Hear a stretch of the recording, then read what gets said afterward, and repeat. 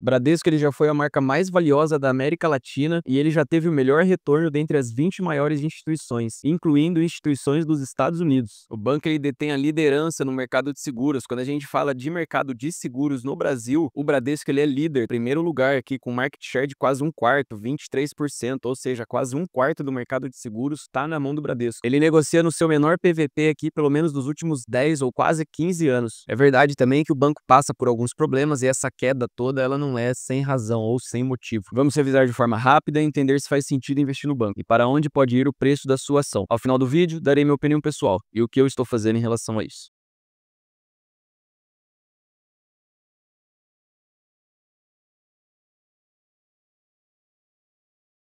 Então, o Bradesco, pessoal, ele foi fundado há mais de 80 anos, lá em 10 de março de 43. Foi o primeiro banco do país a ter presença em todos os municípios brasileiros. Pessoal, é muito município, tá? O Brasil tem quase 6.000 municípios. A área de seguro do banco, ela corresponde a quase metade de todo o lucro do banco, ou seja, é uma operação de seguros muito forte. O banco ele já teve o melhor retorno sobre os seus ativos dentre as 20 maiores instituições financeiras, incluindo instituições dos Estados Unidos. Isso foi lá em 2009, e esse estudo ele foi feito pela Economática, uma empresa muito respeitada de dados e análises. Ele também já foi a marca mais valiosa da América Latina, isso lá em 2012. O banco, desde 1994, ele retornou mais de 7.000% ao sócio, contra um retorno de 3.200 do Ibovespa. Quem colocou R$ 1.000 no banco lá atrás, hoje tem R$ 73.000. No dia que eu gravo esse vídeo, ele negocia a R$ 10, muito próximo aqui da sua mínima, de 12 meses, né, 52 semanas. Um dividend yield nesse preço de tela dos últimos 12 meses de 9,5%, quase 10%, acumulando queda de 15% nos últimos 12 meses. Só que se a gente olha para os últimos 5 anos, o banco sai aqui de quase 20 e negocia hoje a 10, né? Então ele tem uma queda de quase 50%. O banco hoje ele paga 2 dígitos de proventos, mas a gente tem que ficar esperto porque a média histórica dele não é boa, tá? Payout do banco médio 40%, ou seja, é um banco que distribui menos da metade do seu lucro líquido de forma histórica, um payout muito saudável. Uma ótima frequência de pagamento, com certeza um ponto forte do Bradesco é a sua frequência de pagamento. O banco paga de forma mensal, sendo que os pagamentos maiores eles são distribuídos de forma semestral, né? Então a cada 6 meses, geralmente no começo e no meio do ano, é onde o banco faz os maiores pagamentos do ano, mas ele fica distribuindo aqui também todos os meses um pouquinho, e isso ajuda muito, né, na construção da bola de neve para fazer o patrimônio alavancar e a bola de neve começar a girar. Quando a gente vem aqui para a DRE do banco, a gente vê que ele tem uma crescente de lucro e de receita, e a gente pode ver também que o banco não dá prejuízo. Quando a gente vem aqui para o PVP do banco, que é o preço sobre o valor patrimonial, ou seja, se a gente pegar tudo que o banco tem de agência, de computador, ar-condicionado, pega tudo que ele tem de valor patrimonial, a gente vai chegar numa média por ação entre 15 a 16 reais por ação. E aí quando a gente vem para a bolsa e o banco ele negocia hoje a 10 reais na bolsa, a gente vê que o banco teria que subir 50% só para ele chegar num valor patrimonial de 15 reais por ação. O banco ele é listado aqui no nível 1 da B3 com free float de 62%, um número ok, e um valor de mercado hoje de 120 bilhões de reais. Isso aqui é um valor bem baixo para o Bradesco. Faz muito tempo que ele não negocia um valor de mercado desse aqui, de 120 bilhões de reais. E quando a gente tira o valor de mercado da operação de seguros do banco, a gente vai ver que a operação bancária do Bradesco está praticamente dada a esses preços. A gente vai fazer um cálculo rápido aqui para você entender o valor de mercado da operação de seguro. Como a gente falou lá no início do vídeo, ele é líder, né, no segmento de seguros. Market share aqui dele é de 22,9%, 23%, ou seja, um quarto, né? A gente fala de uma seguradora que nos primeiros 9 meses de 2024, ela teve uma receita de quase 100 bilhões de reais. É muito dinheiro, um lucro líquido de quase 2,5 bi e um ROI acima de 20%. Isso aqui é mais que o dobro da operação bancária. A operação bancária do Bradesco aqui, ela chegou a ter um ROI de 10% ali no quarto trimestre de 2023. A gente tem aqui um desempenho operacional no terceiro trimestre do ano passado com um lucro de 5,2 bi, ou seja, quase metade do resultado é a operação de seguros. Daqueles 5,2, a operação de seguros é responsável por 2,4. E aqui a gente consegue fazer um cálculo rápido de quanto seria o valor de mercado do Bradesco Seguros, se fosse uma empresa à parte, né, negociada à parte em bolsa, igual é o BB Seguridade do Banco do Brasil. Para a gente fazer esse cálculo é muito simples. Vamos falar que a operação de seguros está lucrando 8 bilhões de reais por ano. E aqui um número bem conservador, porque vocês viram que no último trimestre, terceiro trimestre, né, teve um lucro de 2,5. Então a gente poderia jogar isso aqui para 10 bilhões ao ano, mas vamos ser conservador. Vamos trabalhar com 8 bilhões por ano. Se a gente jogar um PL aqui de 10 vezes, que também é um PL bem ok, a gente tem hoje Caixa e Seguridade negociar um PL de 12 vezes. BB Seguridade negociar um PL de 9 vezes. Porto Seguro também negocia um PL de 9 vezes. Então, se a gente jogar um PL de 10, a gente tem um valor de mercado para a operação de seguros de 80 bilhões de reais. Se a gente tira do valor total que a gente viu lá atrás de 120 bi, vai sobrar um valor de 39 para a operação bancária. Será que não é muito pouco? 39 bilhões de reais para uma operação bancária do tamanho do Bradesco, com a expertise, com o know-how, com o capital intelectual e financeiro que o Bradesco tem, uma empresa quase centenária. Será que isso aqui não tá dado? Por isso que o título do vídeo é Compre uma seguradora e ganhe um banco. E se a gente pegar aqui o lucro anual da operação bancária, vamos falar que lucra aí 10 bilhões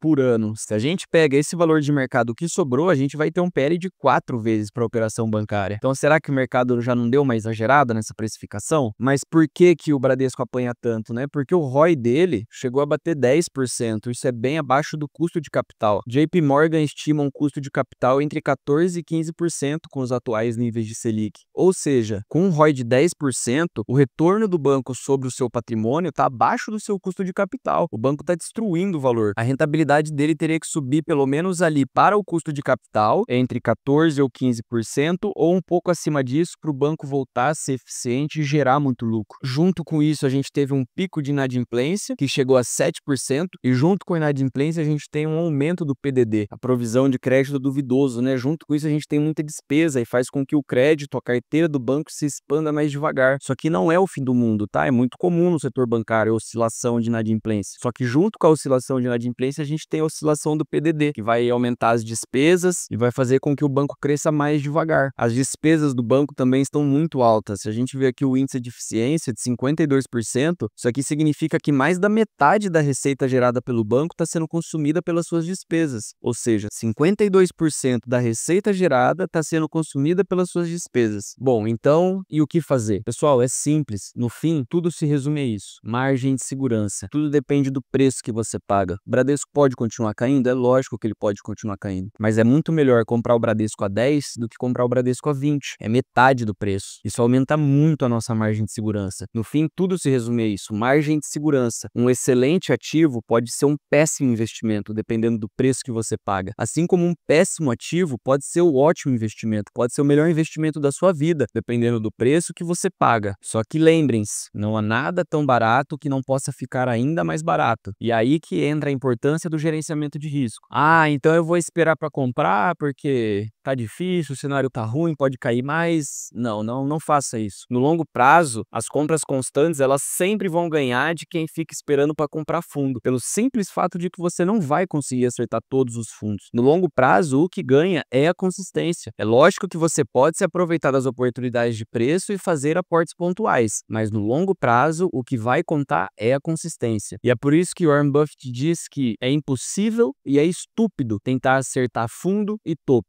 Você pode conseguir fazer isso uma ou duas vezes, mas ninguém consegue fazer de forma consistente. Apenas um idiota tenta acertar o tempo do mercado, a hora certa de entrar e de sair. E é por isso que se diz que timing the markets beats timing the market. O tempo que você permanece no mercado, ele sempre vai ganhar de quem tenta acertar o tempo do mercado, de quem tenta acertar a hora certa de entrar e de sair. É bom ter em mente também que o plano de reestruturação do Bradesco, eles projetam o alvo deles lá para 2028. Então não se sinta frustrado se você não ver o resultado que o banco pretende entregar já no próximo trimestre, sendo que o próprio planejamento deles joga isso para 2028. Quando a gente fala do Bradesco, a gente fala de um banco que lucra entre 15 e 20 bilhões de reais por ano, tem uma operação líder de mercado muito forte de seguros, possui o capital tanto financeiro quanto intelectual, já diria Graham, o que faz uma empresa desse tipo ter muito mais chances de vencer crises e adversidades em comparação com empresas pequenas. Além disso, uma empresa grande, o mercado tende a reagir mais rápido às suas melhoras, ao contrário de empresas menores. O banco ele possui uma boa frequência de pagamentos, no preço de tela hoje, um dividend yield na casa de 2 dígitos, negociando seu menor PVP dos últimos 10 anos no mínimo e tem uma inadimplência que vem melhorando. Quando a gente olha para o ROI do banco, o retorno sobre o seu patrimônio, ele ainda está abaixo do seu custo de capital, as despesas estão muito altas, consumindo mais da metade da receita gerada pelo banco, e o seu plano de reestruturação continuará acontecendo pelos próximos 3 a 4 anos. E eu sempre vou dizer isso em todos os vídeos. Mais importante do que tudo isso que a gente está fazendo aqui. É lógico que é importante a gente estudar as empresas, mas mais importante do que isso é a gente manter o foco na gente, crescer como pessoa, crescer como profissional. Quanto mais a gente crescer como pessoa e como profissional, mais a gente vai ganhar. Maior vão ficar os nossos aportes. Isso vai fazer com que o mercado financeiro nos auxilie na nossa jornada até o enriquecimento e não transferir para ele essa responsabilidade. Se você tem pouco dinheiro, não tem problema. Comece, faça seus aportes pequenos, não tem problema nenhum nisso. Tudo tem um começo. Os rendimentos no começo, eles também serão pequenos, mas eu te garanto, se você não parar, a bola de neve ela vai começar a rolar. Ela vai começar a crescer e você agradecerá a si próprio lá na frente. Se você gostou dessa análise, considere se inscrever no canal e deixar o seu joinha. Deixe nos comentários o que você achou e qual a próxima empresa que você quer ver por aqui. A gente se vê no próximo vídeo.